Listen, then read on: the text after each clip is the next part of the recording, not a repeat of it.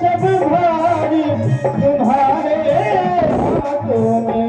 जीवन का मैंने सौंप दिया, जीवन का मैंने सौंप दिया, जीवन का मैंने सौंप दिया, जीवन का मैंने सौंप दिया। सब भार तुम्हारे हाथों में, सब भारी तुम्हारे हाथों में। उधार बदन अब मेरा है, उधार बदन अब मेरा है, सरकार तुम्हारे हाथों में।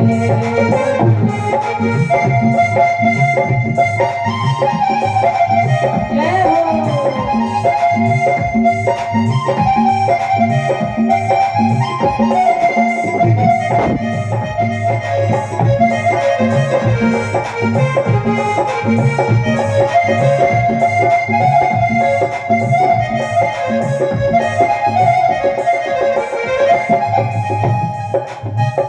हमें तुमको कभी नहीं बजते, तुमको कभी नहीं भजते, हमें तुमको कभी नहीं बजते, तुमको कभी नहीं भजते। फिर भी तुम हमें नहीं तजते।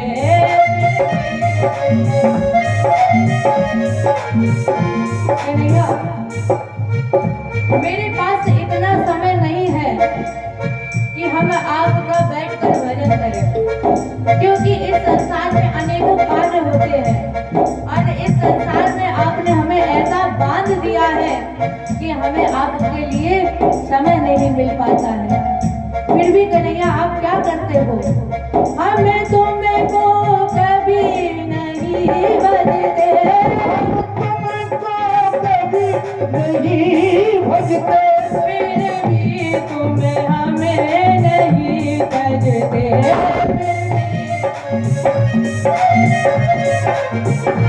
अपकार हमारे हाथों में, अपकार हमारे हाथों में, उपकार तुम्हारे हाथों में, अपकार हमारे हाथों में, उपकार तुम्हारे हाथों में। जीवन का मैंने सौंप दिया, सब भार तुम्हारे हाथों में। जीवन का मैंने सौंप दिया, सब भारी तुम्हारे हाथों में। जीवन का मैंने सौंप दिया, जीवन का मैंने सौंप दिया, जीवन का मैंने सौंप दिया, जीवन का मैंने सौंप दिया। सब भार तुम्हारे हाथों में। सब भारी तुम्हारे हाथों में। उधार बदन अब मेरा है, उधार बदन अब मेरा है, सरकार तुम्हारे हाथों में, सरकार तुम्हारे हाथों में, सरकार तुम्हारे हाथों में, सरकार तुम्हारे हाथों में, सरकार तुम्हारे हाथों में, सरकार तुम्हारे हाथों में। उधार पतन अब मेरा है, सरकार तुम्हारे हाथों में। एक आशीर्वाद भागवत के एक एक श्लोक में तुम्हारा निवास हो जाए।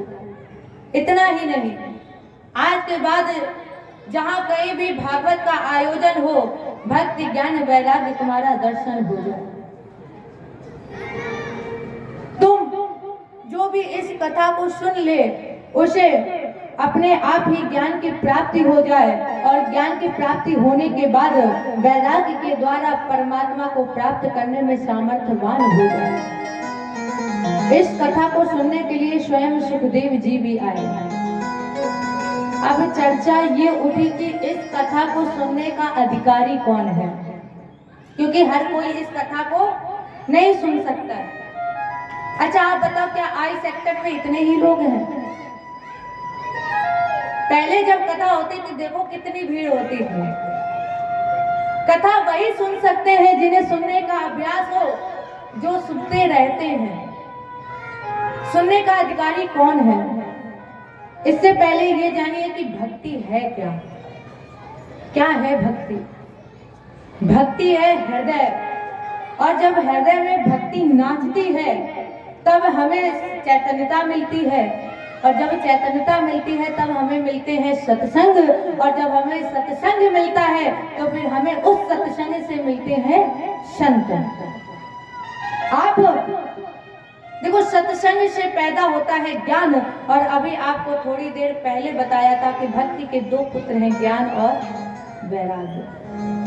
आप कहीं भी कथा सुने, कहीं भी सत्संग करें, हर सत्संग से 3 बातें निकल के आती हैं, और वो 3 बातें हम आपको बता रहे हैं। पहली बात, आया है सो जाएगा, और राजा रंग फकीर, और कोई हाथी चढ़ चला, कोई बांधा गया जंजीर। इस संसार में जो आया है वो इस संसार से जाएगा, ये निश्चित है, ये तय है। आप इस संसार में ना जाने कितने धन जोड़ कर रख लो, चाहे जितना धन तिजोरी में बंद करके रख लो, ये धन तुम्हारे काम नहीं आएगा। केवल काम एक आएगा, वो है परमात्मा का नाम। इस संसार में तुम खाली हाथ आए थे, और इस संसार से तुम जाओगे तो खाली हाथ ही जाओगे। दूसरी बात निकल के आई जो अभी आपको बताई, खाली हाथ आओगे और खाली हाथ जाओगे। तुमने अपना बढ़िया मकान बना लिया, यहाँ तक कि स्थिति ऐसी पहुंच जाती है कि भाई भाई के बीच में लड़ाई हो जाती है कि ये हमको ज्यादा चाहिए, ये तुम कम लो। इतनी लड़ाई हो जाती, लेकिन सबको ये पता है कि ये साथ में जाने वाला नहीं है। फिर भी लोग आपस में ही लड़ते हैं, खून कर देते हैं एक दूसरे का। तीसरी बात निकल के आई जो अभी आपको बताई कि इस संसार में जो तुम धन कमा रहे हो वो तुम्हारे ऊपर उपयोग नहीं होगा, वो तुम्हारे बच्चे ले जाएंगे। इस संसार में तुमने धन कमाया, ये धन तुम्हारे काम नहीं आएगा, लेकिन तुम्हारे बच्चों के काम जरूर आएगा। जो भी कमाया तूने दूसरा ही खाएगा, खाली हाथ आया है और खाली हाथ जाएगा। जो भी कमाया तूने, जो भी कमाया तूने, जो भी कमाया तूने, जो भी कमाया तूने दूसरा ही खाएगा। जो भी कमाया तूने दूसरा ही खाएगा।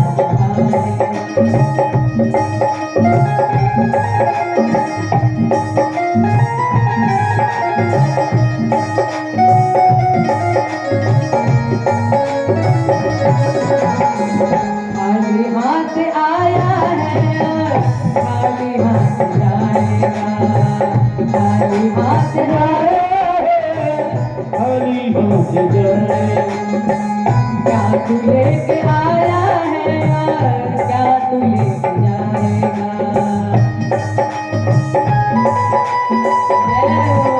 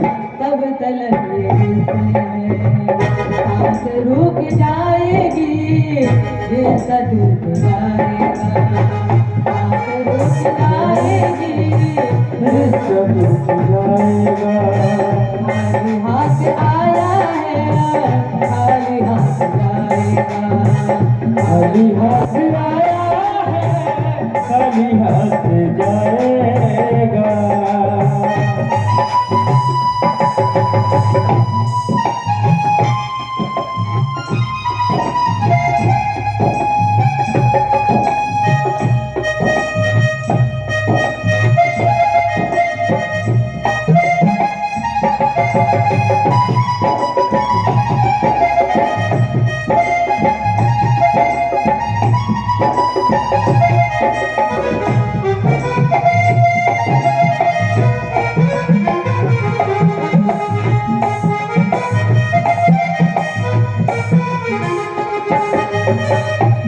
सबके जख्मों पर रखा है समय मरहम हो।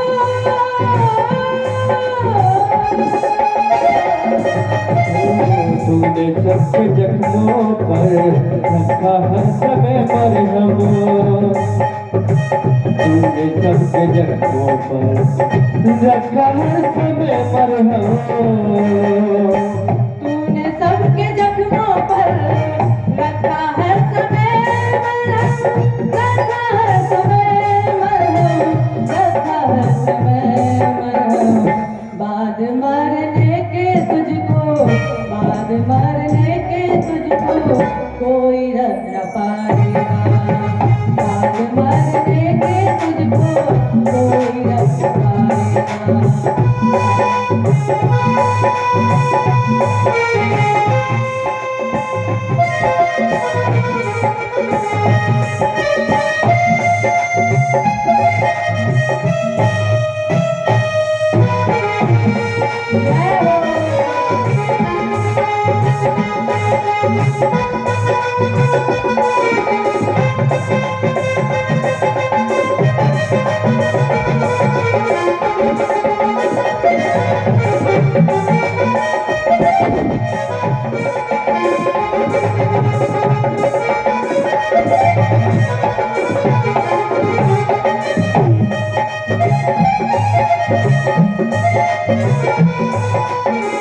खाली हाथ आया है खाली हाथ जाएगा। खाली हाथ आया है खाली हाथ जाएगा। तूने जो कमाया है वो दूसरा खाए।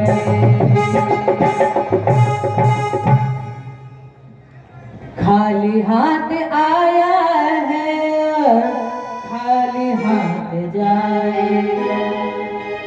जब तलक ये सांसें हैं तब तलक ये रिश्ते हैं, तब तलक ये रिश्ते हैं, तब तलक ये रिश्ते हैं। और सांस रुक जाएगी ये रिश्ता टूट जाएगा। खाली हाथ आया है और खाली हाथ जाएगा। चलिए एक इतिहास सुना रहे हैं आपको, बहुत पुराना इतिहास है जिसके श्रवण करने मात्र से यश श्रवण मात्रे पाप हानि प्रजायते। जिस इतिहास को श्रवण करने से तुम्हारे सारे पापों का विनाश हो जाएगा, वो इतिहास हम आपको सुनाने जा रहे हैं। तुंगभद्रा नदी के किनारे उत्तम नाम का एक नगर था और उस नगर में एक ब्राह्मण रहता था जिसका नाम आत्मदेव। आत्मदेव की पत्नी धुंधली कर्कशा थी। दोनों के विचार नहीं मिलते थे तो हर समय इन दोनों की लड़ाई होती थी। अब जब विचार नहीं मिले कर्कशा तो इनकी कोई संतान नहीं हुई। ना पिवा पुत्रो ना पिवा पुत्री अतत चिंता तुरो मृषम। ये निसंतान थे तो आत्मदेव ने सोचा कि मेरे जब कोई संतान नहीं है तो फिर क्यों ना हम भगवत भजन करें। एक दिन ये निराश होकर के दुखी होकर के इन्होंने घर का त्याग कर दिया। दोपहर थी, सरोवर के किनारे पहुंचे, इन्हें प्यास लगी। दोनों हाथों की अंजलि बनाई, जल लिया, पीने ही जा रहे थे, इनके मन में एक विचार आ गया, काश मेरे पुत्र होता तो आज हमें यूं दर दर भटकना ना पड़ता।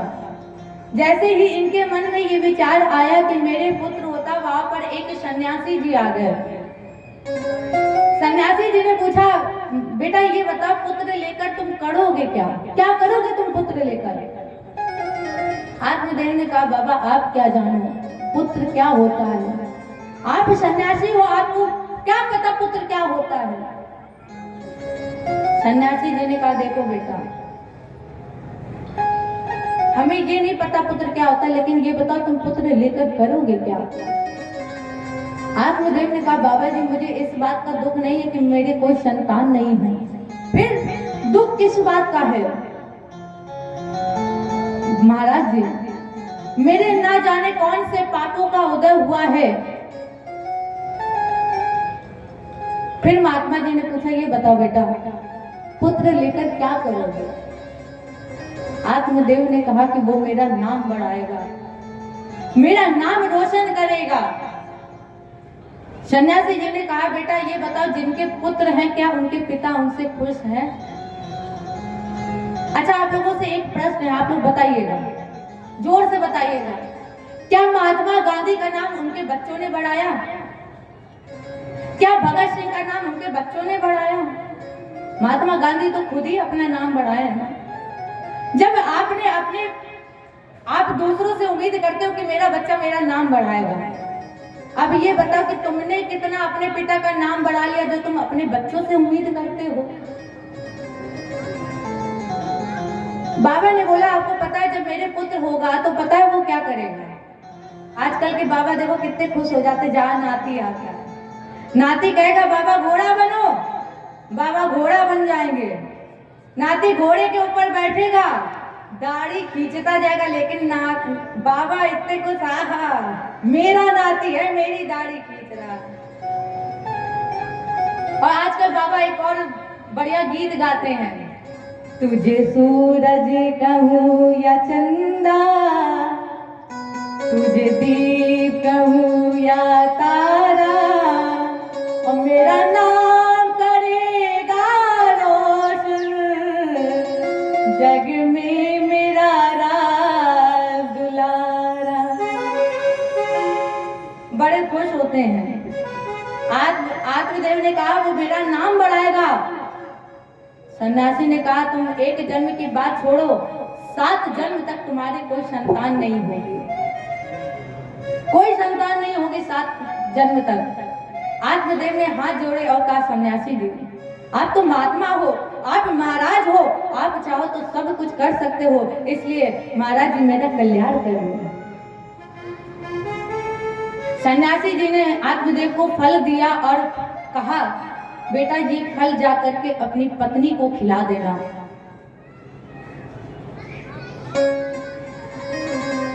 आत्मदेव और धुंधली की कभी बनी नहीं, तो आत्मदेव ने जो फल दिया धुंधली ने नहीं खाया। धुंधली सोच रही थी अगर मैंने इस फल को ग्रहण कर लिया तो लोग ये कहते हैं कि 9 मास गर्भ धारण करने तक ना जाने कितनी पीड़ा, ना जाने कितने कष्ट झेलने पड़ते हैं, और मैंने फल खाया, मैं 9 महीने की हुई, कमरे में बंद हुई, कमरे में आग लग गई, फिर तो हम भाग नहीं पाएंगे, और जब भागेंगे नहीं तो मेरे प्राणों का त्याग हो जाएगा। इससे अच्छा कि हम पुत्र ही ना करें। ये मन में सोच रही थी, तब तक इनकी सहेली जी आ गई। धुंधली ने अपनी सहेली को सारा वृत्तांत बताया। वो बहन जी, वो सखी भी गर्भ से थी।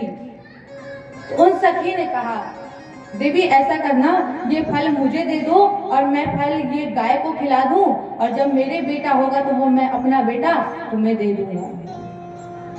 आत्मदेव को कुछ नहीं पता था। कुछ समय के बाद उस माता से भी पुत्र हुआ, तो वो पुत्र ले जा करके धुंधली को दे दिया, और जैसे ही धुंधली को पुत्र दिया आत्मदेव खुश हो गया, मेरी संतान हो गई। अब आत्मदेव को तो कुछ पता नहीं। आत्मदेव इतना खुश हुआ कि इसने पंडितों को बुलाया, बड़े बड़े विद्वानों को बुलाया। नामकरण संस्कार के लिए पंडित जी से कहा महाराज जी मेरे बेटा हुआ है, तो अब मेरे बेटे का नाम बता दो क्या रखा जाए। धुंधली भी वहीं बैठी थी। पंडित जी ने कहा इसका नाम रख दो राम। दूसरे पंडित जी ने कहा मदन मोहन। एकदम से धुंधली बोली अरे पंडित जी कितने पुराने नाम बता रहे हो, अरे कोई नया नाम बता जो आजकल चल रहा है। इसीलिए आजकल की माताएं अपने बच्चों का नाम भगवान से नहीं रखती हैं। बहुत कम माताएं होंगी जिनके बच्चों के नाम भगवान से होंगे, कोई नहीं रखता। अब तो वो टिंकू मिंकू रिंकू सब चल रहे हैं। धुंधली ने कहा, अरे पंडित जी, महाराज जी कोई पुराना नाम बता रहे, कोई नया नाम बता जो आजकल चला है। उसमें से एक पंडित जी थे। पंडित जी ने पत्रा उठाया, एक बार खोला, बंद किया और रख दिया। धुंधली ने कहा, महाराज जी आपने पत्रा उठाया, नाम तो बताया ही नहीं।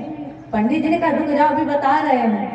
महाराज जी बताइए मेरे पुत्र का नाम क्या है? पंडित जी ने बोला, तुम्हारे पुत्र का नाम धुंधकारी। और जैसे ही धुंधकारी नाम रखा, धुंधली बोली, हाँ हाँ पंडित जी, आप ही सबसे बड़े विद्वान। अरे धुंधली के धुंधकारी ही तो होगा, ना जाने कौन कौन से नाम बता रहे थे। अरे धुंधली के धुंधकारी ही नाम होगा, इसलिए इसका नाम पड़ गया धुंधकारी। बड़ा हुआ, 3 महीने का हुआ, तो जिस गाय ने फल खाया था उस गाय ने भी बच्चे को जन्म दिया। सर्वांगम सुंदरम दिव्यम, ये संत के प्रसाद से पैदा हुआ, इसलिए निर्मलम कनक प्रभम, जिसका एक एक अंग निर्मल दिव्य पवित्र था। गोकर्णा पंडितो ज्ञानी, कान गाय के समान थे, इसलिए लोगों ने इसका नाम रख दिया गोकर्ण। गोकर्णा पंडितो ज्ञानी महाखला, धुंधकारी, देखो महाखला खल माने होता है दुष्ट, और यहाँ पर बहुवचन का प्रयोग किया गया महाखला, माने दुष्टों में भी फर्स्ट डिवीजन दुष्ट। जब खेलता था तो आपस में बच्चों के सर भिड़ा देता था, बच्चों को धक्का दे देता था। अब ऐसे ही करके आत्मदेव के पास उलहना आने लगे। ऐसा कोई समय नहीं जाता था जब आत्मदेवी के पास उलहना ना जाता हो। आत्मदेव ने सोचा कि इससे अच्छा मैं तब था जब मेरी कोई संतान नहीं थी, मैं तब अच्छा था। इधर ये रो रहे थे, गोकर्ण जी आए। गोकर्ण ने पूछा, पिताजी आप क्यों रो रहे हो? आपके रोने का कारण क्या है? आत्मदेव ने कहा, बेटा मैं जान गया हूं कि इस संसार में कोई अपना नहीं होता है। बेटा अब मुझे कोई ऐसा उपाय बताइए जिससे मेरा कल्याण हो जाए। गोकर्ण ने कहा, पिताजी जिस दिन आपको ये पता चल जाए कि इस संसार में एक दूसरे का कोई साथ नहीं देता, उस समय आप समझ लेना कि आपका कल्याण हो गया है। इतना ही नहीं पिताजी, आप अगर कल्याण चाहते हो तो क्या करिए, श्री कृष्ण माप नियतम, भक्ति भाव श्रद्धा समर्पण से श्रीमद् भागवत कथा के 10वें स्कंद का आप पाठ कर लो तो आपको सद्गति मिल जाएगी। अब आत्मदेव भगवत भजन में लीन हो गए, चले गए। और जब धुंधकारी के पिताजी चले गए तो धुंधकारी के अंदर 4 चीजें आ गई। पहली, पिता की अनुपस्थिति में जुआ खेलने लगा, शराब पीने लगा, चरित्र का पतन कर लिया। और जब ये सब 3 चीजें चली गई तो फिर धन कब तक साथ देता है? और जब इसके पास से धन चला गया तो इसने अपनी मां को लातों से पीटना शुरू कर दिया। जब इसके पास कुछ नहीं रहा तो ये अपनी मां को लातों से पीटने लगा। मां ने अपमान देखा कि मेरा अपमान हो रहा है, तो इसने कुएं में जाकर के अपना त्याग कर दिया। जब अपने प्राण निकाल दिए तो धुंधकारी ने वैश्याओं का साथ किया, उनके साथ भोजन किया। देखो, जब जैसा जिसके साथ करोगे परमात्मा तुम्हें वैसा ही देगा। अगर तुम दूसरे के साथ गलत करते हो तो चिंता मत करो, आगे चलकर तुम्हारे साथ भी गलत होगा। धुंधकारी ने ना जाने कितनों को पीटा है, ना जाने कितनों को मारा है, ना जाने कितनों की हत्या की। इसीलिए आज धुंधकारी का भी नाश हो गया, विनाश हो गया। उन वैश्याओं ने भोजन किया और राजाओं के यहाँ चोरी की, वैश्याओं को दिया। रस्सी से बांध दिया और उन वैश्याओं ने धुंधकारी की हत्या कर दी। गोकर्ण को पता चला तो गोकर्ण जी ने गया जी में श्राद्ध किया। वापस लौट कर आए, सो रहे थे, नेत्र खुली अचानक तो इन्हें भिन्न भिन्न रूप दिखाई पड़े। गोकर्ण ने पूछा, कौन हो तुम? भूत प्रेत यक्ष राक्षस कौन हो तुम? तो एक आवाज आई, अहम भ्राता, मैं तुम्हारा बड़ा भाई हूं। और जैसे ही धुंधकारी ने बोला कि मैं तुम्हारा बड़ा भाई, गोकर्ण चौंक गया। धुंधकारी, अरे मैंने तो तुम्हारे लिए गया जी में श्राद्ध किया, पूजन पाठ किया, फिर भी तुम्हारा कल्याण नहीं हुआ। धुंधकारी फूट फूट कर रोने लगा। भैया, गया श्राद्ध शतैनपि मुक्तिर्मे न भविष्यति। भैया गोकर्ण, आप एक बार नहीं सैकड़ों बार भी गया जी में श्राद्ध कराएंगे तो भी मेरा कल्याण नहीं होगा, क्योंकि परमात्मा ने कहा भगवान उसे कैसे तार दे जिसने अपनी माँ को लातों से पीटा हो, उसे कैसे पार लगा दे जिसने अपनी माँ की सेवा न की हो। ये तो मातृ पितृ द्रोही है और भगवान कैसे तार दे। इसलिए स्वयं राम जी ने कहा है, क्या कहा है राम जी ने? सुन जननी सोई सुत बड़े भागी, सुन जननी, सुन जननी सोई सुत बड़े भागी,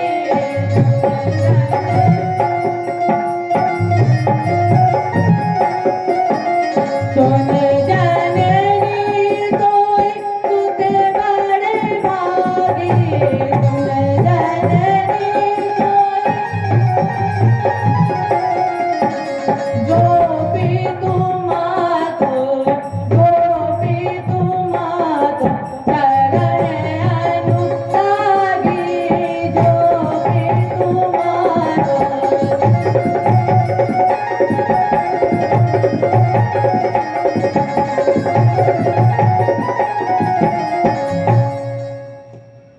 जिसके लिए स्वयं राम जी ने कहा है, सुन जननी सोई सुत बड़ भागी, जो पितु मातु चरण अनुरागी।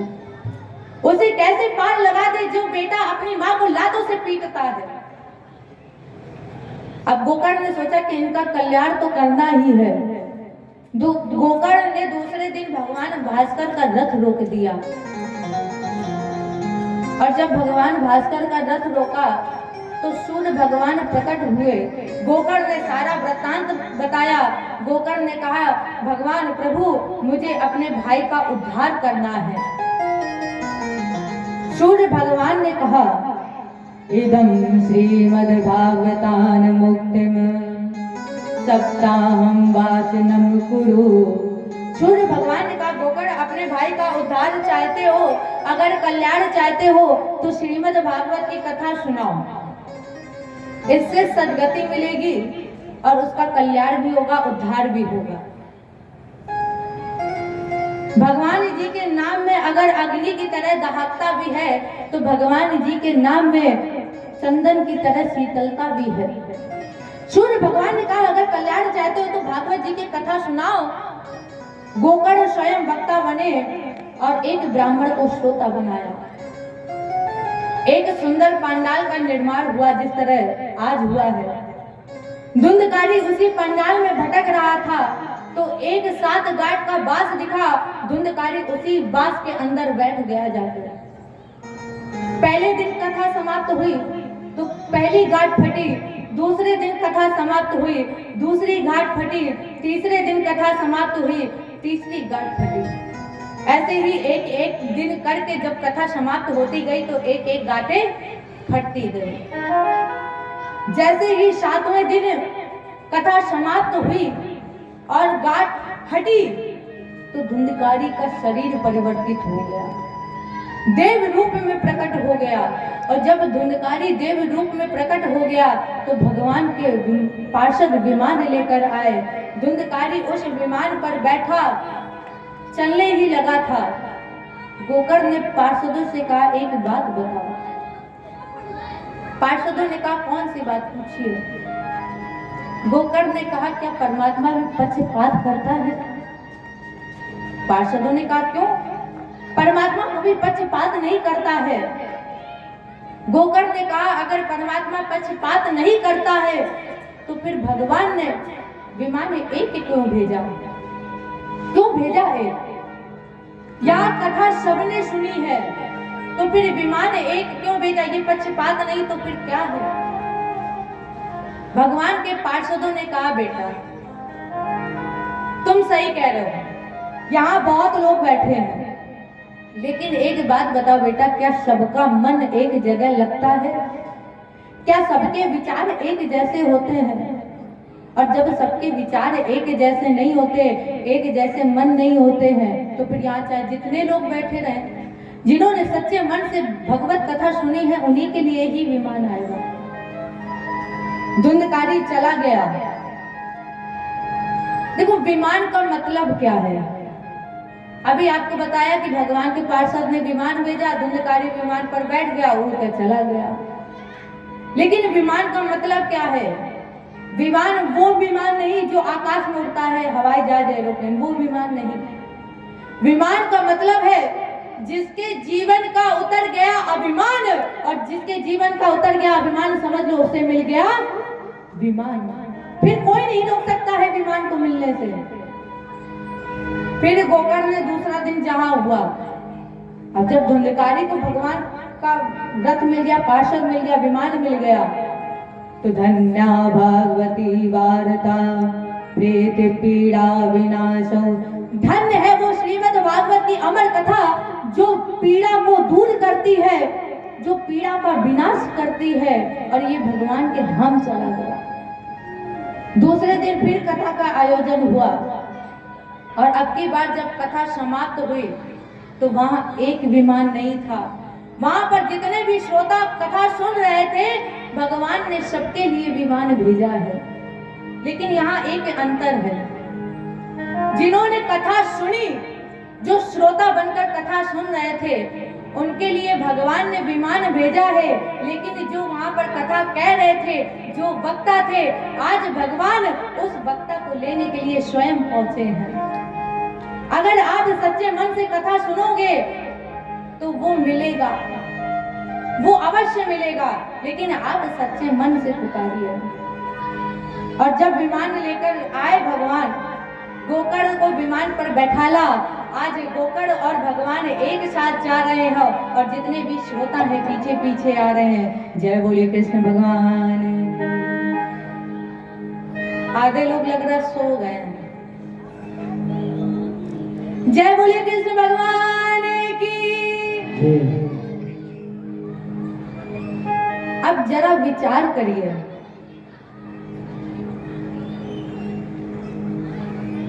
गोकर्ण, उत्तम नगर, तुंगभद्रा और आत्मदेव क्या है? मैंने याद होगा आपको, अभी थोड़ी देर पहले ही बताया था जब कथा का प्रारंभ हुआ था, तो आपको बताया था भागवत जी में 12 स्कंद हैं, और यही हमारे और आपके 12 अंग हैं। तुंगभद्रा मतलब क्या है? तुंग माने श्रेष्ठ, भद्र माने कल्याण। ये शरीर है उत्तम, और इस उत्तम नगर में रहते हुए प्राणी अगर कल्याण चाहता है तो वो भगवत भजन करे, और अगर कल्याण नहीं चाहता तो फिर ना जाने कितने काम है। लेकिन अवरोध किस बात का है? धुंधली। धुंधली माने वासना।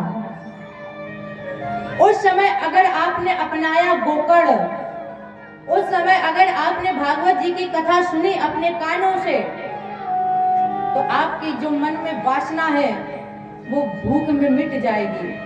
जितनी भी वासना है सब मिट जाएगी, और जब सभी वासना मिट जाएगी तो ये जो 7 गांठ की बांस है ये भी अपने आप ही फट जाएंगी।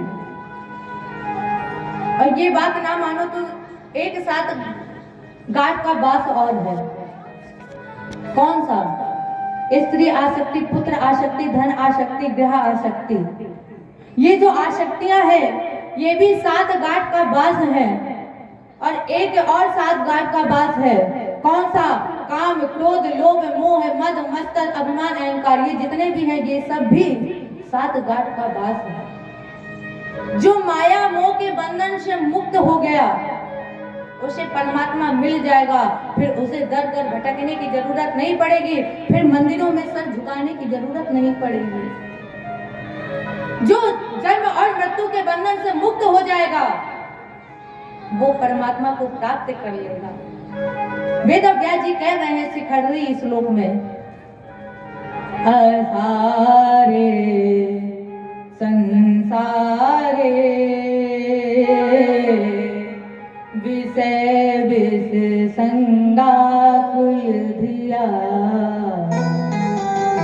क्षरार्थे क्षेमार्थे पिबत सुख गाथा कुल सुधा किमर्थे व्यर्थे वो ब्रजते कुपदे कुत्सित कथे परिचित अत साक्षी। परीक्षित इस बात का साक्षी है। किस बात का साक्षी?